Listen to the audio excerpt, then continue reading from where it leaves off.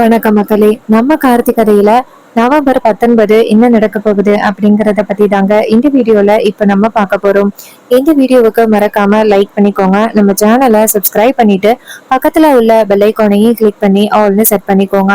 அப்பதாங்க அடுத்த வீடியோ போடும் பொழுது உங்களுக்கு நோட்டிபிகேஷன் வரும். பார்க்கலாம் என்ன நடக்குது அப்படின்னு பாத்துக்கிட்டீங்கன்னா, நம்ம வில்லி இருக்காங்கல்ல, அவங்க நேரா அவங்க புருஷனுக்கு போன் பண்றாங்க. அப்ப வில்லன் போன் அட்டன் பண்ணி, சொல்லு சந்திரா, ஏதாவது முக்கியமான விஷயமா அப்படின்னு கேட்க, அதுக்கு வில்லி சொல்றாங்க, இங்க பாருங்க, வர வர இந்த வீட்ல என்ன நடக்குது அப்படின்னு எனக்கு ஒன்னும் புரியல. வர வர அக்கா வந்துட்டு அந்த பரமேஸ்வரிய மன்னிச்சு அந்த வீட்டுக்கு போயிருவான்னு நினைக்கிறேன். அதுக்கு வில்லன் கேக்குறாரு, ஏன் சந்திரா என்னாச்சு? அதுக்கு அவங்க சொல்றாங்க, ஆமாங்க, இந்த அக்காக்காரி கோவில் கும்பாபிஷேகத்துக்கு வரேன் அப்படின்னு அந்த டிரைவர் பையகிட்ட ஒத்துக்கிட்டா. நாளைக்கு அவ கோவில் கும்பாபிஷேகத்துக்கு வரப்போறா. இப்ப என்னங்க பண்றது அப்படின்னு அதுக்கு அவர் சொல்றாரு, இங்க பாரு, என்ன ஆனாலும் சரி, ஓ அக்காக்காரி மட்டும் அந்த கும்பாபிஷேகத்துக்கு வரக்கூடாது. அப்படி அவ வரல அப்படின்னாதான் ஏதாவது ஒரு பிரச்சனைய உண்டாக்கி அவளை அவமானப்படுத்தலாம். அவ மட்டும் கோவில் கும்பாபிஷேகத்துக்கு வந்தான்னு வச்சுக்கேன், நம்மளால எந்த விதத்திலையும் வெற்றி பெற முடியாது. இதை கேட்டதும் வில்லி சொல்றாங்க, இங்க பாருங்க, நானும் அக்காக்காரி கிட்ட எவ்வளவோ சொல்லி பார்த்தேன். நீ அந்த கோவில் கும்பாபிஷேகத்துக்கு வரக்கூடாது. ஊர் மக்கள் எல்லாருமே சேர்ந்து உன் மேல திருட்டு பட்டம் கட்டி இருக்காங்க. அப்படி திருட்டு பட்டம் கட்டி இருக்கிற அந்த ஊருக்கு நீ ஏன் போகணும் அப்படின்னு கேட்டேன். அதுக்கும் அந்த டிரைவர் பையன் என்ன தெரியும்னு சொன்னா, இது கோவில் கும்பாபிஷேகத்துக்கு வரதுல எந்தவித பிரச்சனையும் இல்ல. அத்தை இந்த ஊர் மக்களுக்கு தலைவியா இருக்காங்க. அப்படி இருக்கையில அவங்களோட பர்சனல் விஷயத்த வச்சுக்கிட்டு இந்த கும்பாபிஷேகத்துக்கு வர முடியாது அப்படின்னு சொல்றது எந்த விதத்துல நியாயம்? அத்தை கண்டிப்பா கும்பாபிஷேகத்துக்கு வரணும் அப்படின்ட்டு அவனும் பேசிட்டான். அக்காவும் கொஞ்ச நேரம் யோசிச்சுட்டு, சரி மாப்பிள்ள, நான் கும்பாபிஷேகத்துக்கு வரேன், நீங்க சொன்ன எல்லாத்துலயும் சரியாதான் சொல்லுவீங்க அப்படின்ட்டு அவ கும்பாபிஷேகத்துக்கு வரேன் அப்படின்னு சொல்லிட்டா. இப்ப என்னங்க பண்றது?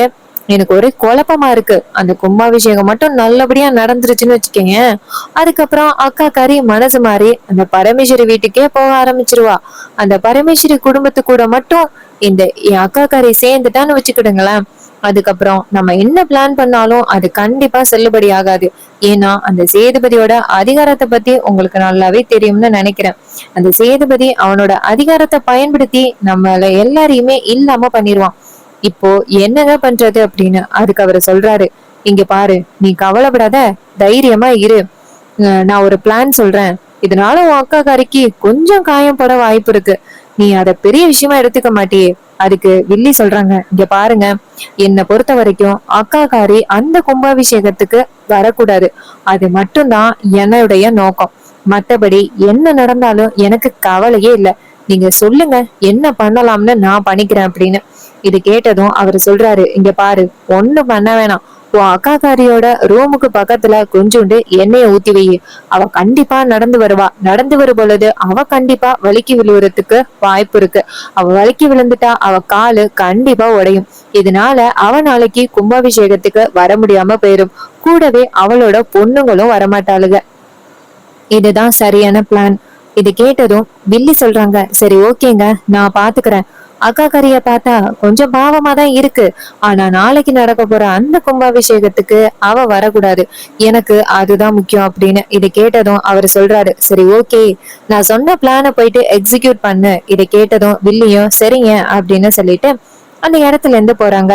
இன்னொரு பக்கம் வில்லி வீட்டுல இருக்கிற அந்த கேமராவை சுத்தமாவே மறந்துட்டாங்க. சிசிடிவிய வீட்டுல ஒரு சிசிடிவி இருக்கு, நம்ம என்ன பண்றோம் அப்படிங்கறது எல்லாத்தையும் பாக்குறதுக்காக ஒரு சிசிடிவி இருக்கு அப்படிங்கறதைய சுத்தமா அந்த சந்திரா மறந்துட்டாங்க.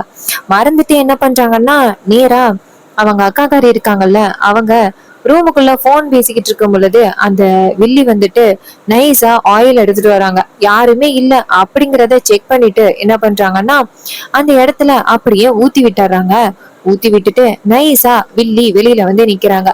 அக்காக்காரி கண்டிப்பா வெளியில வருவா, அவளை எப்படி வெளியில வர வைக்கிறது அப்படின்னு யோசிக்கும் பொழுதுதான் நம்ம வில்லிக்கு ஒரு சரியான திட்டம். சரி ஓகே, நம்மளே வலிக்கு விழுந்த மாதிரி ஒரு நாடகத்தை போடுவோம் அப்படின்ட்டு நம்ம சந்திரா என்ன பண்றாங்கன்னா, ஐயோ அக்கா, கால் வலிக்குதே, சீக்கிரம் வாக்கா அப்படின்னு சொல்லி சத்தம் போட, நம்ம ஈஸ்வரி ரூமுக்குள்ள இருந்து, என்னடா இது, நம்ம தங்கச்சி சத்தம் போடுறாளே, என்னாச்சு அவளுக்கு அப்படிங்கிற ஒரு பதட்டத்துல அங்கிருந்து வராங்க. அப்ப என்ன நடக்குதுன்னா, நம்ம ஈஸ்வரி அந்த ஆயில்ல கால் வச்சதோட ஈஸ்வரி வழுக்கி தொப்புன்னு கீழே விழுந்துடுறாங்க. விழுந்த ஈஸ்வரிக்கு பயங்கரமான அடிபட்டுருது. அப்போ நம்ம சந்திரா வந்துட்டு அங்கேருந்து ஓடி வராங்க. ஓடி வந்துட்டு அக்கா உனக்கு என்னாச்சு அப்படின்ட்டு அக்காவை தூக்குறாங்க. அப்ப வீட்டுல உள்ள எல்லாருமே சத்தம் கேட்டு அங்கேருந்து ஓடி வராங்க. ஓடி வந்து என்னாச்சு அப்படின்னு கேக்குறாங்க. அப்ப வில்லே சொல்றாங்க, என்னன்னு தெரியல அக்கா வலிக்கி விழுந்துட்டா அப்படின்னு. அப்போ ரேவதி அந்த இடத்த பார்த்துட்டு, இந்த இடத்துல ஏதோ ஆயில் கொட்டி கிடக்கு, யாரு இந்த இடத்துல ஆயில் கொட்டினது அப்படின்னு கேட்க, அப்ப வில்லி சொல்றாங்க, எனக்கு என்ன தெரியும், எதுவும் சமைக்கிறவங்க ஊத்தி இருப்பாங்க அப்படின்னு. அப்ப ஹீரோயின் சொல்றாங்க, இந்த இடத்துல எப்படி பொத்தாம் பொதுவா ஊத்த முடியும், எனக்கு என்னமோ சந்தேகமா இருக்கு அப்படின்னு. அப்போ ஈஸ்வரிய கூட்டிட்டு போயிட்டு கால்ல மருந்து போட்டு விடுறாங்க. ஈஸ்வரி சொல்றாங்க, சரி பரவாயில்ல விடுங்க, யாரோ தெரியாம ஆயில் கொட்டி இருப்பாங்க. அப்ப ஹீரோயின் சொல்றாங்க, இல்லம்மா தெரியாம ஆயில் கொட்டின மாதிரி தெரியல, யாரோ தெரிஞ்சு வேணுக்கும்னே பண்ணிருக்க மாதிரி தெரியுதுமா. இத கேட்டதும் மயிலு சொல்றாரு, அதுக்கு என்ன, இப்ப யார் அந்த இடத்துல ஆயில் கொட்டினது அதுதானே உங்களுக்கு தெரியணும், கண்டுபிடிச்சிடலாமே அப்படின்னு. அப்ப வில்லி கேக்குறாங்க, கண்டுபிடிச்சிடலாமா, எப்படி கண்டுபிடிப்பீங்க? அப்ப மயிலு கேக்குறாரு, என்ன சின்ன மாமியாரே, வீட்ல சிசிடிவி வச்சிருக்கமே அத சுத்தமா நீங்க மறந்துட்டீங்களா? இது கேட்டதும் வில்லிக்கு ரொம்ப அதிர்ச்சி. ஐயோ, சிசிடிவி இருக்குல்ல, நான் சுத்தமா மறந்துட்டேனே அப்படின்னு நினைக்கிறாங்க. அப்போ மயிலு சொல்றாரு, சகல அதுல யாரு அந்த இடத்துல ஆயில் கொட்டினது அப்படிங்கறத பாருங்க அப்படின்னு. அப்ப வில்லி அதிர்ச்சியாகி, அதெல்லாம் பாக்கணும் அப்படின்னு அவசியம் இல்ல, நான் தான் தெரியாம கொண்டாந்து கொட்டிட்டேன் அப்படின்னு. அதுக்கு மயிலு சொல்றாரு, என்ன சின்ன மாமியாரே, கொஞ்ச நேரத்துக்கு முன்னாடி யார் இந்த இடத்துல ஆயில் கொட்டினது அப்படின்னு கேக்குறதுக்கு நீங்க பதிலே சொல்லல, இப்ப என்ன பேசுறீங்க? அதுக்கு வில்லி சொல்றாங்க, இல்ல நான் தெரியாம ஆயில் கொட்டிட்டேன், இதனால அக்கா வலிக்கு விழுந்துட்டாலே அப்படின்னு எனக்கு குற்ற உணர்ச்சியா இருந்துச்சு, சொல்றதுக்கு பயமா இருந்துச்சு, அதான் சொல்லல அப்படின்னு. இது கேட்டதும் மயிலு சொல்றாரு, சின்னத்த நீங்க ரொம்பவே வந்துட்டு சமாளிக்கிறீங்கன்னு நினைக்கிறேன், இருங்களேன் அந்த வீடியோல நீங்க தானாதான் ஆயில கொட்டினீங்களா இல்ல தானா ஆயில் கீழே விழுந்துச்சா அப்படிங்கிறத பாத்தரலாமே அப்படின்னு. அப்ப வில்லி சொல்றாங்க, இங்க பாருங்க அதெல்லாம் பாக்கணும் அப்படின்னு அவசியம் இல்ல, ஏன்கா உனக்கு என் மேல நம்பிக்கை இல்லையா, நான் அப்படி பண்ணுவேனாக்கா, நான் எதுக்குக்கா அந்த இடத்துல தேவையில்லாம ஆயில கொண்டாந்து கொட்ட போறேன் அப்படின்னு. அப்ப அவங்க சொல்றாங்க, ஆமா சந்திரா எல்லாம் அப்படி பண்ண மாட்டா, சரி நீங்க அந்த வீடியோ எல்லாம் ஒன்னும் பார்க்க வேணாம், அதோட விடுங்க அப்படின்னு. இது கேட்டதும் அவர் சொல்றாரு, இல்லத்த இதுக்கு யாரு காரணம் அப்படிங்கறத பார்த்தே ஆகணும், சகல நீங்க அந்த வீடியோவை பாருங்க அப்படின்னு. அப்ப வில்லிக்கு ரொம்ப அதிர்ச்சியா இருக்கு, ஐயோ இவனுங்க சிசிடிவி வச்சிருக்கிறத சுத்தமா மறந்துட்டு நம்ம இப்படி அதிக பிரசங்கியா நடந்துகிட்டோமே, என் புருஷன் ஒரு பிளானையும் ஒழுங்கா சொல்ல மாட்டேங்கிறாரு, இப்படி அவரால இப்படி ஒரு பிரச்சனையில சிக்கிட்டமே, இப்ப நம்ம என்ன பண்றது அப்படின்னு சந்திரா திருதுன்னு முழிக்கிறாங்க. அப்ப மயில் இருக்காருல்ல, அவரு அந்த வீடியோவை பிளே பண்றாரு. அந்த வீடியோல நம்ம சந்திரா அந்த இடத்துக்கு வராங்க. கரெக்டா சந்திரா வாலண்டியரா அந்த ஆயில கீழே கொட்டுறது அப்படியே ரெக்கார்ட் ஆயிருக்கு. இதை பார்த்ததும் நம்ம ஹீரோ நேரா அவங்க அத்தை கிட்ட, அத்தை இந்த வீடியோவை நீங்க பாக்குறீங்களா அப்படின்னு கேட்க, ஈஸ்வரி சொல்றாங்க, ஆமா மாப்பிள்ள அந்த வீடியோவை காமிங்க, அதுல என்ன நடந்திருக்கு அப்படிங்கிறத நானும் பார்க்கணும் இல்லையா அப்படின்னு. அப்ப வில்லி சொல்றாங்க, இல்லக்கா அந்த வீடியோல என்ன நடந்திருக்கும், நான் தெரியாம ஆயில் கொட்டிட்டேன், அதுதான்க்கா அதுல இருக்கும் அப்படின்னு சொல்ல. அப்ப ஹீரோ சொல்றாரு, அப்படியா சரி ஓகே அதான் இருக்கு அப்படின்னு சொல்ல, உடனே ஈஸ்வரியும் சரிங்க மாப்பிள்ள நீங்க சொல்லிட்டா சரியாதான் இருக்கும் அப்படிங்கிறாங்க. அப்ப மயிலே நேரா ஹீரோ கிட்ட, சகல அந்த வீடியோல என்ன இருக்கு அப்படிங்கிறத நீங்க எல்லார்கிட்டையும் காமிச்சிங்கன்னா நல்லா இருக்கும், எல்லாருக்கிட்டையும் காமிங்கல மாப்பிள்ள அப்படின்னு. அப்ப ஹீரோ சொல்றாரு, இல்ல இந்த வீடியோவை எல்லாருக்கிட்டையும் என்னால காமிக்க முடியாது அப்படின்னு. இது கேட்டதும் நம்ம சந்திரன் நினைக்கிறாங்க, இவன் எதுக்காக அந்த வீடியோவை யாருக்கிட்டையும் காமிக்க மாட்டேங்கிறான், ஒருவேளை நம்மளை காப்பாத்தணும்னு நினைக்கிறானா, இவன் எதுக்காக நம்மளை காப்பாத்தணும்னு நினைக்கிறான், ஏதாவது ஒரு வகையில என்னை பத்தின ஒரு ஆதாரம் கிடைக்காதா, அக்கா கிட்ட காமிச்சு நம்மளை வெளுத்து வாங்கலாம் அப்படின்னா தான் அவன் பிளான் பண்ணிக்கிட்டு இருப்பான், இவன் என்ன நம்மளை காப்பாத்துறதுக்கு பாக்குறானே அப்படின்னு வில்லி நினைக்கிறாங்க. அப்ப ஹீரோ நேரா வில்லி கிட்ட, இங்க பாருங்க நீங்க வந்துட்டு தானா கொண்டாந்து கீழே போட்டுட்டீங்க, அது மட்டும்தான் ரெக்கார்ட் ஆயிருக்கு, மற்றபடி உங்க மேல எந்த தப்பும் இல்லை அப்படின்னு சொன்னதோட வில்லியும் சரி அப்படின்னு சொல்றாங்க. அப்புறமா ஈஸ்வரிய மெதுவா ரூமுக்கு கூட்டிட்டு போறாங்க. அப்ப ரேவதி நேரா அவங்க அம்மா கிட்ட, அம்மா என்னம்மா இப்படி ஆகிருச்சு, அப்போ நாளைக்கு நீங்க கோவில் கும்பாபிஷேகத்துக்கு வர முடியாதா அப்படின்னு. அதுக்கு ஈஸ்வரி சொல்றாங்க, என்னன்னு தெரியலம்மா, எனக்கு ரொம்ப உடம்பு முடியல அப்படின்னா வராம தானே இருக்க முடியும், என்னால எப்படிம்மா வர முடியும் அப்படின்னு சொல்ல. அதுக்கு ரேவதி சொல்றாங்க, என்னம்மா இது இப்படி ஆகிருச்சு, கோவில் கும்பாபிஷேகத்துக்கு நீங்க வரேன் அப்படின்னு ஒத்துக்கிட்டீங்க. ஆனா கடைசி நேரத்துல உங்களுக்கு இப்படி ஆகும் அப்படின்னு நான் நினைச்சு கூட பார்க்கவே இல்லைம்மா. ரொம்பவே கவலையா இருக்குமா. அதுக்கு ஈஸ்வரி சொல்றாங்க, சரி இரு, நாளைக்கு ஒரு வேளை வரணும் அப்படின்னு கடவுள் என் தலையில எழுதியிருந்தா நான் வரேன் அப்படின்னு. இது கேட்டதும் ரேவதியும் சரிம்மா அப்படின்னு சொல்றாங்க. அப்புறமா ஈஸ்வரி ரொம்ப கவலைப்படுறாங்க. பொண்ணுங்க எல்லாருமே சேர்ந்து என்னை கோவில் கும்பாபிஷேகத்துக்கு கூப்பிட்டாங்க, ஆனா என்னால வர முடியாம போயிருச்சு அப்படின்னு ஈஸ்வரி ரொம்ப கவலைப்படுறாங்க. அப்ப நம்ம ஹீரோ நேரா அவங்க அத்தை கிட்ட வந்துட்டு, அத்தை, கோவில் கும்பாபிஷேகத்துக்கு வர முடியல அப்படின்னு நீங்க வருத்தப்பட வேணாட்ட, உங்களை பத்திரமா கும்பாபிஷேகத்துக்கு கூட்டிட்டு போயிட்டு அந்த கும்பாபிஷேகத்தை பார்க்க வச்சு பத்திரமா வீட்டுக்கு கொண்டுட்டு வர வேண்டியது என்னோட பொறுப்பு. இது கேட்டதும் ஈஸ்வரி சொல்றாங்க, சரிங்க மாப்பிள்ள அப்படின்னு. அப்புறமா மாடியில வில்லி நிக்கிறாங்க. வில்லி நினைக்கிறாங்க, இவன் எதுக்காக நம்மளை பத்தி அக்கா காரிக்கிட்ட உண்மையை சொல்லல. வீடியோ ஆதாரம் இருக்கு. நான் தான் அந்த ஆயிலை கொண்டாந்து வாலண்டியரா கொட்டினேன், அதுக்கப்புறம் வாலண்டியரா கத்துனேன். இது எல்லாமே அந்த வீடியோல ரெக்கார்ட் ஆகி இருக்கணும். ஆனா இவன் எதையுமே அக்கா காரிக்கிட்ட சொல்லல.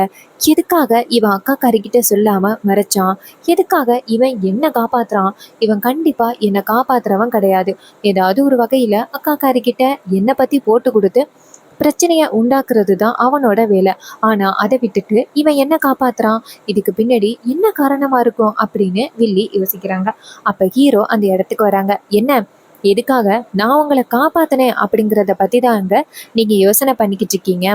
அதுக்கு அவங்க சொல்றாங்க, ஆமா, எதுக்காக நீ என்னைய அக்கா காரிக்கிட்ட இருந்து காப்பாத்தணும் அப்படின்னு. அப்ப ஹீரோ சொல்றாரு, இங்க பாரு, உனக்கு ஒரு எச்சரிக்கை கொடுக்கறதுனாலதான் நான் அத்தைக்கிட்ட இருந்து உன்னை காப்பாத்தினேன். அப்பவே அத்தைக்கிட்ட நீ யாரு, உன்னோட வேலை என்ன அப்படிங்கிறத நான் சொல்லியிருப்பேன். ஆனா அத்தைக்கிட்ட சொன்னா அத்தை ரொம்ப ஒரி பண்ணுவாங்க. உனக்கு ஃபைனல் வார்னிங் கொடுக்கணும் அப்படிங்கிறதுக்காக தான் இப்படி பண்ணேன். இது கேட்டதும் சந்திரா சொல்றாங்க, நீ எனக்கு ஃபைனல் வார்னிங் தரியா? எனக்கு ஃபைனல் வார்னிங் கொடுக்கறதுக்கு நீ யாருடா? அப்ப ஹீரோ சொல்றாரு, நான் யாரு அப்படிங்கிறத தெரிஞ்சுக்கணும் அப்படின்னு நினைக்கிறீங்களா? அப்ப இந்த வீடியோவை கொண்டு போய் அத்தைக்கிட்ட காமிக்கவா அப்படின்னு சொல்ல, அந்த வில்லி ரொம்ப ஷாக் ஆகுறாங்க. இல்ல இல்ல, அக்கா காரி கிட்ட காமிக்காத அப்படின்னு. அப்ப அவங்க கேக்குறாங்க, காமிக்க வேண்டாம் அப்படின்னு நினைக்கிறீங்கல்ல, அப்புறம் எதுக்காக நீங்க வந்துட்டு பயப்படுறீங்க? இதுக்கப்புறமா இந்த மாதிரி ஏதாவது கொண்டு போய் காமிக்கணும் நினைச்சீங்கன்னு வச்சுக்கிடுங்களேன், அவ்வளவுதான். இது கேட்டதும் அந்த வில்லிக்கு ரொம்பவே அதிர்ச்சியா இருக்கு. அப்ப வில்லி நினைக்கிறாங்க, இவன் என்ன இப்படி பேசுறான் அப்படின்னு. அப்ப ஹீரோ நினைக்கிறாரு, இங்க பாருங்க, இதுக்கப்புறம் அத்தைக்கு எதிரா ஏதாவது சதி பண்ணணும், அத்தைய பழி வாங்கணும், அத்தைய வந்து கோவில் கும்பாபிஷேகத்துக்கு போக வைக்க கூடாது அப்படின்னு அந்த சிவனாண்டி காளியம்மா அவங்க 2 பேரு கூட சேர்ந்துகிட்டு இதுக்கப்புறம் ஏதாவது பிளான் பண்ணீங்க அப்படின்னா கண்டிப்பா நான் சும்மா இருக்க மாட்டேன் அப்படின்னு சொல்லிட்டு நம்ம ஹீரோ பேசுறாரு. இது கேட்டதும் வில்லி ரொம்ப ஷாக் ஆகுறாங்க. இவன் என்ன இப்படி பேசுறான் அப்படின்னு நினைச்சுக்கிட்டு அமைதியா நிக்கிறாங்க. அப்ப ஹீரோ சொல்றாரு, இதுதான் உங்களுக்கு நான் கொடுக்குற ஃபைனல் வார்னிங் அப்படின்னு சொல்லிட்டு ஹீரோ அந்த இடத்துல இருந்து போறாரு. ஹீரோ போனதும் நம்ம வில்லி வந்துட்டு அமைதியா நிக்கிறாங்க. கண்டிப்பா ஒரு நாள் அந்த வில்லிய பத்தின உண்மை நம்ம ஈஸ்வரிக்கு தெரிய வரும். ஈஸ்வரிக்கு தெரிய வந்த பிறகு ஈஸ்வரி தன்னோட சொந்த தங்கச்சி அவளை எப்படி தண்டிக்கிறது அப்படின்னு நினைச்சு பழசை எல்லாத்தையுமே மன்னிச்சு வீட்டுக்குள்ளேயே வச்சிருப்பாங்களா?